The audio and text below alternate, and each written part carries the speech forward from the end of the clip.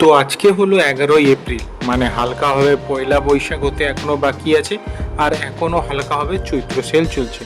তাই একটু বিকেল একটু সন্ধে এমন অবস্থায় হালকাভাবে বেরিয়ে পড়লাম চৈত্র সেল উপভোগ করতে।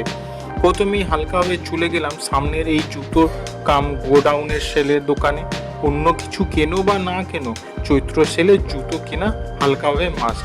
তাই বেশ কয়েকটা জুতো দেখলাম, কিন্তু যেটা খুঁজছিলাম সেটা পেলাম না।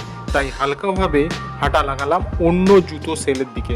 ঢুকে পড়লাম জুবলি মার্কেটের ভেতরে একটা জুতোর দোকানে। কিনে নিলাম একটা জুতোর সেট, শেষে দেখাচ্ছি। তোমরা যদি কিনে থাকো তো কমেন্টে হালকাভাবে জানিও।